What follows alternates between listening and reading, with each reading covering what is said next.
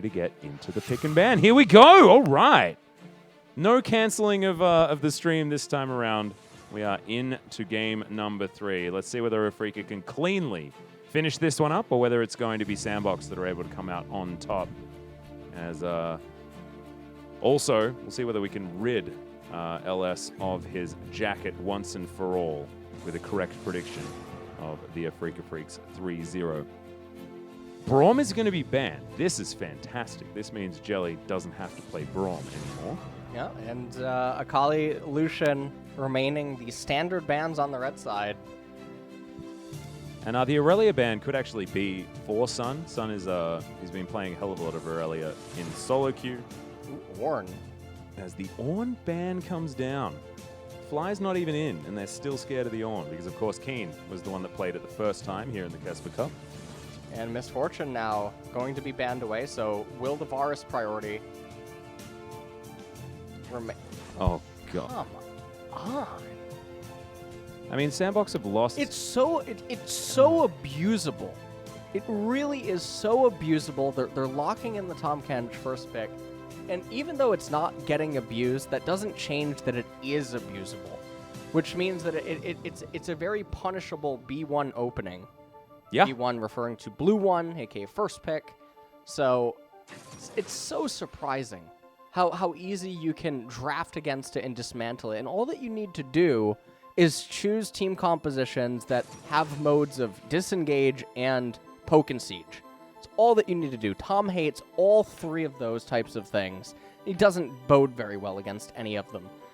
Well, Which I guess now that's the same thing, but we've got the supreme display of equality coming in as the Rumble and the Qiyana are locked away. do you notice how their background sort of looks the same? Yeah. They're in the same room. Also, their ultimates work very well in conjunction with one another. Yeah, so they do. slam someone against a wall and also be able to lay down the red carpet over the top certainly is a pretty comfortable way of winning a team fight. Because now SANDBOX, they will lock away the Aatrox, most likely for Summit to try and get him a decent matchup. This Rumble can, of course, be going into the mid lane. We're still not entirely sure what Sun has been playing the most of recently. Afreeca Freecs have been notorious for a really long time of being really difficult to scout because they do a lot of in-house scrims. Yes. So this has been something since iLoveUve joined the roster. You know, a lot of secrecy when it came to developing these dark technologies. So Nautilus going to be locked in. That's likely going into the hands of Jelly here. And they could try and pinch the jungle now on Afreeca's side because, of course, we are assuming that Spirit is going to once again be on the Qiyana, going for his 5th victory on this champion this tournament. And Lee Sin is going to be the first ban, so it sounds like they are doing what we were expecting them to do. And we'll see what the follow-up bans are going to be. Again, the Rumble is concealed as being a mid or top flex. I mean, in theory, the Qiyana as well for mid and jungle, although, it is likely going to end up on Spirit. I'm not feeling as comfortable about their initial 3-on-3 against SANDBOX here inside of this draft so far, but we'll see what they can end up rounding it out with. Zaya now banned away. Zoe, Interesting ban. banned by Afreeca, is definitely a bit surprising. Yeah, I mean, you'd almost half expect that to be the mistake. You know, it's like, oh, pick me, Zoe, and then, oh, whoops, we had an extra ban. Because, of course, Sun, very notable Zoe player. But I'm glad that we're not seeing her. I feel like, you know, Fly did have a really good performance on the Zoe earlier on in the tournament. However, I feel like she is a little bit outdated in this preseason thus far. Sivir now going to be looked at. Slight base damage buff, I believe, on this patch. 9.24B, and it is going to be locked away. So Sivir Nautilus down towards the bottom side. And a champion that Mystic did play as one of his cores in amongst the Varus and the Ashe that he was so known for over in China. And it is locked in. And so Sivir, obviously another scaling champion added to the mix. And SANDBOX, they're highlighting Olaf. And now they're going to need to accompany this with a very strong mage in mid lane. Will it just indeed be Syndra? Syndra or Orianna certainly are both decent options if you're just looking for a safe blind pick. Remember, Sun can be playing the Nautilus, so we might be also in for a potential support pickup here. I do want to go back to the Braum ban, because now that we see the Tahm Kench being locked in here, it does make a little bit more sense that they'd ban the Braum, wanting to take away one of the most notable counters. But Orianna locked in, and now the Camille being looked at. Afreeca Freecs' composition as far as a 4-1 is very scary. Their wave clear with Sivir and a Ricochet is going to be very strong, but no, it's going to be the Hecarim. They're going all in on the team fight.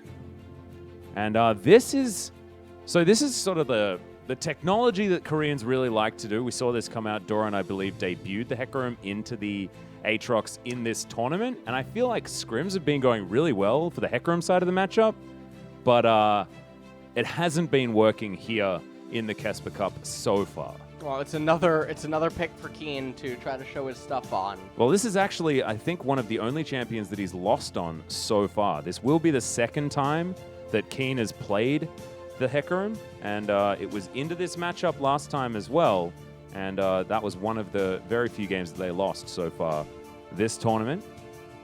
Well, I will say that this time around, the team compositions, they feel definitely a bit more close than what I would like to say. It would be comfortable if you're an Afreeca fan, but the Sivir in the Rumble scales, because of the dynamic of SANDBOX's team composition, it's really going to come down to Sivir and Hecarim against Varus and Orianna. Yeah, and also it's going to be two team fight compositions wanting to fight each other around the mid game. Both of them scaling, you know, relatively comfortably. Of course, when you look at a Rumble, you expect things to be happening more often in the mid game. But Sivir, of course, scales out of control, and Hecarim is one of those champions that once he gets that Trinity Force core and then becomes really tanky, it's going to be almost impossible for Gorilla to keep this Varus alive if there's a horse canting around the back line. So it's going to be a lot about how these teams are going to maneuver themselves, and look at the positioning, guys, in the team fights as well. As last time, remember, we didn't actually hear any of the fan chants, and so I'm just going to talk over it. As here we are under the rift for game number 3, possibly the final one of KeSPA Cup for 2019. Theoretically now 2020, but we still call it KeSPA Cup 2019, even if it is January. How do you feel going into the new decade, LS? Are you excited about what the 20s can bring? Do we get to call it the 20s, or does that still mean the 1920s? Ooh, I don't know what I would say. It's really, is that a boomer question? Did I ask a boomer that's question? a boomer question. I don't tend to think about stuff like that. Yeah, sorry. It's a little bit perplexing, because you say the 10s as well for like last decade. Very silly. The teens? Well, when you refer to the 2000s, you do refer to 2000 to 2009. Don't people call them the noughties? What? Yeah, because there's a lot of zeros. That's Halo Barrows getting a lot of value. I don't know about that one, Atlas. I don't hang out at the Boji Club. Okay, my bad. You know. Well, Jelly is going to have to blow his flash here early on, as SANDBOX have started making moves, and I like it. We sort of skipped over the fact that OnFleek had picked the Olaf, because we just prefer not to talk about it. It's one of those sad things that might leave me alone on the broadcast. And now Jelly, unable to actually go back and heal up or anything like that, as that was a very satisfying boomerang. It came out there from Mystic. And Spirit dancing around here will find this ward put down by SANDBOX, but also gives away his position, as you can see, as the pings are violently heading towards exactly where the Kiana is. It's going to be a trade of chickens. There's good old licky tongue there on the bottom side. Gorilla just trying to poke Mystic out here, and the range advantage is real between the Varus and the Sivir. So this could be a relatively difficult matchup, at least for the first few levels before Mystic can take control of the wave that a Sivir can certainly do. Yeah, and I mean, Leo is just doing a really good job with his spacing so far inside of the matchup. Meanwhile, in mid, not really anything too exciting happening. Important to note that Fate does have a spell book on the Orianna. Oh, yeah. I feel like we've had 100% spellbook so far for the Oriannas. that we've seen here in KeSPA Cup. And, well, Sun has Comet, but Spirit coming up here. Oh, man. Yeah, Keen's going to be able to get the knockback. There's the Umbral Dash, I believe, is on cooldown. The Flash isn't, but it's not enough to get them away. And First Blood is going to go over to the horse, and this is a much better start than what we saw last time. But that positioning is so predictable when there's a Hecarim into the game. I think that's a large reason why the Hecarim hasn't been successful is because he can be so, like, the positioning of the jungler can be so predictable, as Infernal Chains is doing a lot of work there. Spirit not able to go back quite yet. And I think he's going to cancel it one more time, and this is actually really rough right now for Keen and for Spirit. This interestingly enough, the kill is almost sort of being negated because Summit is going to get 6 CS and XP that Keen didn't get. And then in addition to that, Keen shared his XP with Spirit. Summit's actually ahead in the lane. That's crazy. You can see actually level 4 has been completed here for the Aatrox, and Keen isn't even going to teleport because he feels like he's not going to be able to get enough value. He can't teleport. He can't run he's the going risk. to. Oh, he does run the risk of if Olaf is there, but this is a very good example of how a jungler gank can be successful and then ruin your lane. Yeah. I think the reasoning was that Keen was waiting for the Ninja Tabi, which is being able to pick up right now. An item that is very beneficial. Boots 2 for a Hecarim and a champion that scales off movement speed. Certainly don't need no introduction for that one to understand why that's good. So Keen at least going to have that, and let's see whether this lane can be salvaged. It's so weird talking about the guy that got First Blood having to salvage a lane, but it is precisely what's going to have to happen here, and not able to utilize that W very effectively either, as Summit in his element on his Aatrox against Keen's new technology in the Hecarim. Spirit making his way down bottom side, but there is an on-fleek here. I mean, on-fleek is just running around on this Olaf, just power farming. He's not really able to achieve all that much, but hold on. Yep, we're going to land the Harpoons. Only level 4 as on-fleek has to flash, but immediately Spirit's going to flash after him. Good slow from the Chilling Smite is going to save the Olaf. But now, at level 4, the Olaf doesn't have flash and will not be doing too much of anything for the next little while. At least not with that summoner spell. And the issue there was Sun was silenced, so not able to follow up with anything. Spirit going to come over now and try to capture this Cloud Dragon really quickly. Yep, Jelly going to come down as well, so it looks like they are going to be able to take this one pretty well. Sun actually with complete control of the minion wave at the moment. Fate teleporting back into the mid lane, with Sun being able to just freely walk down. Next Drake is going to be that Infernal. So Ocean or Mountain Soul to come in last. We're going to have a bit of move fast, a bit of extra damage, and Afreeca have already taken away the added movement speed. Direct buff to the Hecarim. Am I right? Yeah. Cloud Drake's super valuable this game. The ultimate, I mean, the ultimate cooldown is also really valuable for the Nautilus every time that he wants to try to make a pick, as well as a jungle Kiana. Yeah. Anytime she's trying to actively seek something out. And also the Rumble with the Equalizer.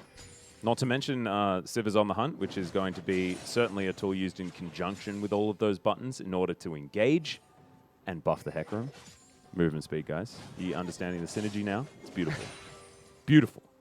Well, 4 minutes until a Infernal Dragon ends up coming up. And honestly, the most disappointing soul of this game for both parties would have to be Mountain this time around. Ocean would definitely be a lot more exciting and have both parties fighting over. On-fleek doesn't have flash available, and Keen does have his ultimate, so Summit is really going to have to tell a story here. Yeah, so Keen going very aggressive, gets the bounce back, and there is the fear. So World Ender is out. Keen's just looking for this. Doesn't have flash, remember, as the ultimate was used just on the spot, and On-fleek is going to get it with the reckless swing. A little bit greedy there from Keen. And now Leo trying to run away. Mystic as well, going to get gobbled up by Gorilla as Jelly was looking for Leo, but great sidestep, and Mystic is going to get taken down. A complete switcheroo on how the games have been going previously. SANDBOX winning in 2 lanes at once is now Sun trying to rectify it. And here Jelly wants to interrupt the back if he can. Ooh. Jelly, yeah, not able doesn't to. even try to. So it's going to be a red buff getting stolen away. And yeah, this time around, SANDBOX are the ones that are in the driver's seat. But they need more advantages. This definitely isn't enough yet to really say that it's super comfortable, especially not with the Infernal Dragon coming up in 2.5 minutes. Yeah, it's really interesting evaluating the compositions as we have a look at this replay once again of exactly what happened towards the bottom side. You understand why Afreeca are fighting, but I feel like this was navigated really well from SANDBOX. Jelly definitely being a little bit hesitant with most of the things that he ended up doing. Obviously, if that hook hit onto Varus, he would maybe be able to do something. But they took the trade because they felt confident when they had the minions. But Leo and Gorilla able to acknowledge and play out everything mechanically better. Yeah, than and now Afreeca. able to make it into a huge CS advantage as well. 56 to 81, nothing to scoff at. At 9 minutes into this game, OnFleek going to find this ward in the Shelly pit. As now Afreeca understand that they don't at least need to worry about a Viking ruining their day on the bottom side of the map. Harold likely going to get picked up here by the SANDBOX team. And Keen trying to push Summit into the turret. Yeah, not quite able to. Yeah, that was a little bit of a shame. Yeah, I like the synergy. yeah. You saw the turret shot come down. I actually thought that was onto Summit, but it was as the minion moved in. As Weldon has been popped, and now SANDBOX looking for Shelly. Keen in trouble. There's the equalizer. OnFleek going to be able to take the Rift Herald. Fate's going to pick that one up. A supreme display of talent goes a little bit wide, but Keen's still able to get that kill. He falls, and now Spirit is trying to get out of there. Sun, remember, doesn't have ultimate. This is a 2v2, and Spirit needs to try and keep himself alive. Gorilla is going to turn up, makes it that 2v3, but Spirit does get out. I believe that was with the Audacity towards the end. Now Freecs with some control bottom side of the map. But otherwise, Shelly being picked up by SANDBOX, still a win for them. Yeah, and I mean, they're going to have the Rift Herald available whenever they do decide to use it. Mystic and Jelly just trying to crash in that bot wave. Do whatever they possibly can. And Keen, you really do have to feel for him. This is a pretty rough situation for him to be in, and it's a byproduct of that initial first gank where they just greeted on their recall. Summit couldn't quite get the kill, but OnFleek able to certainly do so because Keen had to commit himself with the Hecarim ultimate. And now 15 seconds until the Infernal Dragon's coming up, and Keen is barreling towards the top lane rather than going towards the Infernal, eating the Infernal, and then initiating a lane swap with his teammates. He does have teleport, so maybe he's just trying to clean up this wave. Understands that he has teleport advantage as well over Summit, who now turns up top lane. And an opportunity presents itself for Afreeca to be able to utilize that. As Spirit and Jelly move on over, but they're going to clear out this control ward instead of ganking the bottom lane. And the Infernal Drake is there, and now opportunity for Afreeca to try and pick that one up. Left is in the river, though, so it's not going to be super easy. Alcove ward in there for Mystic, and it might be a ward that doesn't get spotted. Of course, teleport flank ward is what it's there for Keen. See whether they actually notice it as Spirit. He's moved on down. Ping's coming in. Teleport is actually far deeper here for Keen as he gets behind Gorilla and Leo. Mystic taking a lot of damage, but already way too much taken by Leo. Just gets spat out on top of Mystic. In comes the horse. Double kill instantly is now OnFleek trying to run away. Ragnarok has been popped. Supreme display of talent. Comes in and gets two hits. What is happening? Just gigantic. SANDBOX have fallen apart. They had so much control. And then Afreeca, they press that teleport button from their top laner, and they just wipe SANDBOX out. Keen able to come down like a freight train into the bottom lane, picks up the kills, and Leo and Gorilla just going a little bit too aggressive, and not much is able to be done here. GLP actually cast in mid lane. Yeah, Sun actually has to flash. Going for a solo kill, doesn't quite hit it. Bit of a mechanical error on him right there. Yep. Now summoning the Rift Herald, though. So all of that pressure used to convert into this Rift Herald that's going to be used here to get him some plates. And so the Orianna is going to manage to make herself quite big. Keen comes in to mid, kills kills the Herald from behind. They really want to get that last plate, I assume. Yeah, or at least take down this outer turret just to free up some space here on the map. Teleport in, I believe, from Sun, but see whether they can actually protect. Remember, the turret plating protection is very strong when there's 5 members of the enemy team, so really, they're going to have to back away.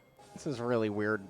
People always tell me that 5 champions can just dive 3 under a tier 1 turret, but apparently they just couldn't get that plate right there or dive. No, you need that plate, dude. That's really very important. As we take a thing. look at the replay, Tom Kench, I mean, Leo and Gorilla, they were trying to go for a really hard trade. Keen comes in off of the teleport. Olaf doing my favorite thing in the world, running away from a team fight. And walking on the wall. Getting killed by Dr. Eggman right there. So, truly a fortunate Robotnik. thing. What? It was Robotnik. Oh, did I ask you who your favorite Sonic character was? Yeah, Knuckles. No, Yeah, this right, conversation. okay, yeah, we had that. Okay, Yeah. perfect, great. Yeah. Excellent. What do you think about people that like Tails? Oh, really? Isn't that those people strange? exist? Oh, trust me. I mean, It's okay, so definitely there was strange. one of the Mega Drive games where being Tails was just straight up OP. Yes. So maybe I can understand for that instance, you Did you know? ever play Sonic Adventure 2 Battle? Yes, love that Okay, game. you know Did Amy you just? Rose? Yeah. Oh, yeah. You want to talk about opponents not getting to have fun. Yeah, no, that's a good point. Did you was- play the DS game that came out alongside, like Sonic DS? We're going to No, have a look at hold this on. fight. Gigantic knock-up as the Afreeca Freaks have found even more Gorilla Flashes in the end, but in goes Spirit. Supreme display my- of talent lands on 4, even catches the rest trying to get under their turret, but that is a big shockwave, going to wipe out Jelly, and Afreeca are going to be deterred from the rest of this dive. Leo very happy about that. He's only on 200 health, but Afreeca still walk away with a slight team fight advantage. And they have their horse there to defend Summit in that mid lane at the same time. And so things are going really well right now for Afreeca. Didn't quite find everything that they had wanted right there. But Keen is saying, actually, buddy, you're in lethal. Yep. And Summit's saying, I think you Oh need to... no! The need to Infernal straighten up. Chain's so strong as Spirit says, I'm just going to take this kill now. And a little bit embarrassing there for our pony, but otherwise, still just fine. It's still really impressive, though. It was really close. They ended up getting the flash out of Summit, which is a more valuable summoner spell. Yeah. And also, it's not that bad that Keen ends up going down and Spirit pick up the kill, because a kill and an assist is worth more than just a kill. Hey, that's true. And they get the pressure in the mid lane anyway, as now Spirit is trying to run around this alcove. Can he get into the brushes is the question, as there's the order. Okay, not enough. Yeah. That was a Keck W moment up there for our... Not entirely sure what he was friendly doing there Kiana. or how he got there, as Jelly made up for his misdredge line by that was beautiful thread the needle. beautiful. Yeah, well, I like what you just said, the thread of the needle right there. Now, if Spirit was a little bit quicker, it could have been higher up, but he still managed to hit a 4-man ultimate on the Kiana. But it's a little bit too far forward, went Jelly. Yep. And so right now, 400, 500 gold advantage for SANDBOX, but that is being invalidated by the Infernal Dragon in terms of just stats that are being given. Why does... What, are you okay? Yeah, take a look at Rumble's items. Yeah. He's got a cool book. Didn't you just say this is where the script was? Afreeca wanted to know whether they had to cancel their plans, remember? There's Fate. Shockwaves, just to try and clear out the minion wave. And that is going to do exactly that. Turret is not going to get below half of its health bar. We'll stick down towards this bottom side. Can play around with his spell shield to try and keep himself safe against Summit, but it's not a matchup you'd really want as the Sivir.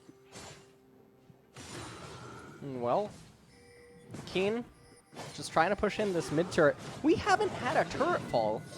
Yeah, nothing yet. This is a very long first brick. Now, Afreeca, they're going to be in the driver's seat to get this Ocean Dragon. It's going to spawn immediately. Remember, all of the extra brushes now in this rift mean that the flanks are going to be Rift very Herald. important to think about. Yeah, That's a Shirley, too. yeah. Shirley's going to come down and plunge her skull into this turret and easily pick that one up. First brick, like you were talking about, is going to be taken. She's not going to get a second charge or anything like that, but position now Oh, I love going to be what given to SANDBOX. Afreeca's doing, although Spirit did just get caught up, but they're inviting them into the river. And they want to flank them from multiple angles, so like a pack of hyenas right now. Oh, yeah. Is what Afreeca's team composition is very good at. SANDBOX not taking the bait. They're not just walking into the runway. If they do it, things are going to get really scary.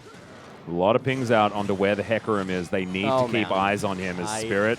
He's got full vision of what's going on here. Can he actually dash over the wall? Gets the Supreme Display of Talent, steals the Dragon away, and in goes Keen into the backline. They are not done yet, as Mystic is eventually going to get taken down. Leo, a lot of damage, as now Summit over the wall. It is going to even out this trade, but now we're one Drake away from that Dragon Soul for Afreeca Freecs, and then a 3-0 at the KeSPA Cup final. And this is really scary because now it's not only the Baron, it is the Ocean Soul, which is one of, if not the strongest soul in the game that you can end up getting. Spirit goes over the wall, wins the smite fight against the Olaf. Hecarim comes over the cliff like Gandalf at Helm's Deep.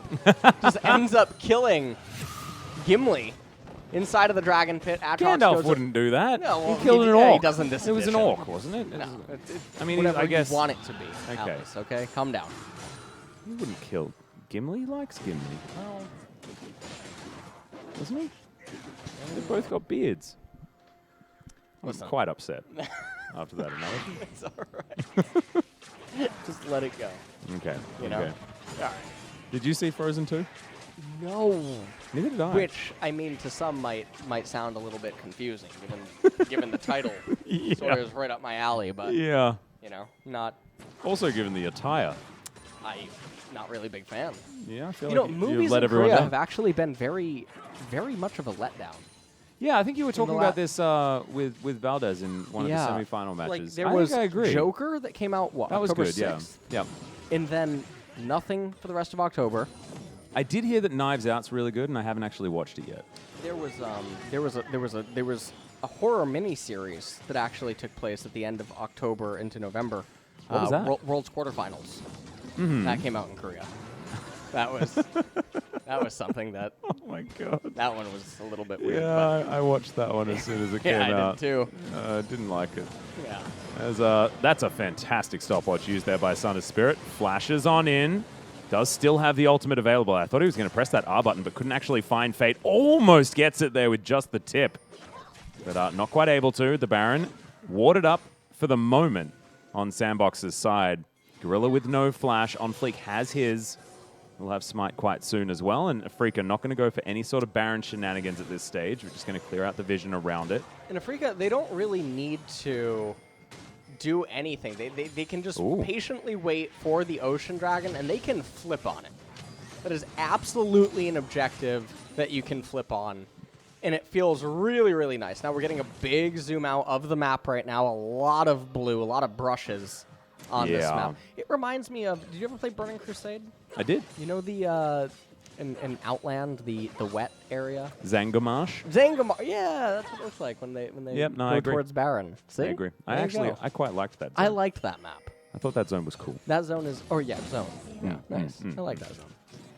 What was the instance in there? I have no idea. Oh, something Fen Depth, right? Yeah, something like that. There was a raid instance, and that raid was like really cool. Had a boss that you had to fish. You had to fish him up. Yeah. Okay, all right, well. I can't believe I forgot. That's where you get T5 as well, and Tier 5 looked really cool. Okay. It's a really long time ago. I'm certainly showing my boomer talking about that. Well. Anyway. Afreeca Freecs now positioning themselves around Baron is going okay, but SANDBOX do own the river for the moment. The thing that I find scary if you're a SANDBOX fan, which is just going to be scary in general, but what I find really scary is that Mystic is just in the jungle, clearing things out where he can, getting a lot of the farm that's being given over, and as soon as this Sivir hits like 2-3 items, he's real scary. Now has 2,000 gold that he was just sitting on. I think that's Infinity Edge. Yep. As item number 2, yep, ticks over to 2.1. I didn't see anything leave the shop. That's truly mystical. Mm-hmm. Well, he is a mystical guy. Do we want to name him? The shop owner? Oh, yeah. Let's call him Bartholomew. Oh, You like that? Bartholomew. What a fantastic that's name. Bartholomew. So Up there at the top right. there's a name that Bartholomew always reminds me of, and it's Bartholomew Cubbins. And I just have absolutely no recollection of where that name came from. Okay. Okay. Yeah. I need All right. I need to Google it, and hopefully it's not from somewhere inappropriate, which I highly doubt it is, because it's from my memory from back when I was like And 7. What call we the bottom left shopkeeper? Bottom left? Ooh. Ooh. No, We gotta think on this It'll one. come to me. Yeah, It'll come to me. it'll eventually come. Yeah. I'll get back to you on that. Emilio Estevez. It's a woman. Oh. Yeah. Oh, sorry. Yeah. Emilio Estevez. All right. I like him. Ocean. I haven't seen Breakfast Club for a really long time. Ocean Soul's up.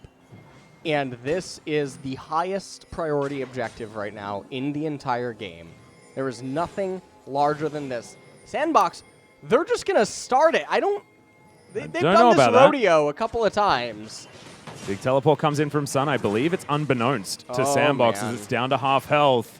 They're coin flipping because Spirit has found his way over. But SANDBOX are not interested in the Drake. They want to find a kill here so they can Oh, secure it Keen? more comfortably. Oh, I think Keen just wants to get the red first. Yep, well, the Dragon is going to reset they found once Spirit, again. though. Spirit, no! He dives in, didn't understand how healthy the Drake was, and now the fight has to be on Afreeca's side. Great fear into the backliners. Look at this damage. Mystic, with his newly bought Infinity Edge, is just cutting SANDBOX down, trying to kite this one out. One more auto's going to do it. The flash in the end is now Keen, diving onto Leo, and is going to do it. One auto would have got him, but the horse is not falling this time. And at 25 minutes, I think this is the one to break the camel's back as the Ocean Soul to come in for the Afreeca Freecs. And now it's looking like all but a little bit of tidy up before this is a 3-0. I mean, this has to be the end of the game. This is a team fight where they didn't have their jungler, who Summit and Leo popped immediately at the start of all of this. And then Keen gets into the backline, forces the stopwatch out of Leo, and then, like you were saying, Mystic just dealing so much damage. This Prestige Edition Aatrox is not quite able to do enough. And now, with the Ocean Soul, these fights will never look this close again. It's going to be near impossible for SANDBOX to overcome this. It's going to be a certain Baron going the way of Afreeca because it's an Olaf without Flash. There's no chance that he's stealing it away. And then, even if they do manage to live through the Baron, there's an Elder Dragon coming up. An Elder Dragon is pretty good, LS. You have told me that multiple times. That Drake, pretty damn strong. Is on fleek, coming on up, trying to get the vision. They at least do still have the Rift Scuttle vision, which could be useful for SANDBOX. Because like you say, Afreeca's ability to just start Baron with this Ocean Soul, they can just start Baron whenever they want because they'll always be healthy enough to fight afterwards, given all the extra regen that you are going to pick up. Very close to item number 3 for Mystic as well. When that comes in, man, this Sivir is going to be so terrifying, especially given that OnFleek and Summit want to be going together. Gorilla as well is very short range. Leo and Fate should be able to get away from the ricochet damage, but the front line is just going to evaporate if Mystic has his way. The only, I mean,